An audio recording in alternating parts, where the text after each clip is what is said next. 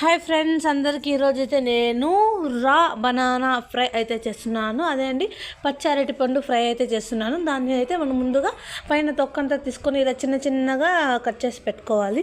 తర్వాత 2 చిన్న size onions తీసుకొని చిన్న చిన్నగా కట్ చేసి పెట్టుకున్నాను. ఆనియన్స్ కూడా ఇప్పుడైతే స్టవ్ వెలిగించి కడాయి పెట్టి అందులోకి ఆయిల్ ఆవాలు వేసి ఆవాలు చిట్టుపట అయిన తర్వాత మనము ఆనియన్స్ కరివేపాకు వేయాలి. 2 పచ్చిమిరపకాయలు కూడా వేయండి, చాలా బాగుంటుంది. ఇందులోకి మనం కొంచెం ఉప్పు, పసుపు, కారం కొద్దిగా వేసి కలిపి తర్వాత బనానా సైజు చిన్న చిన్నగా కట్ చేసుకున్నవైతే వేసి కలుపుకోవాలి.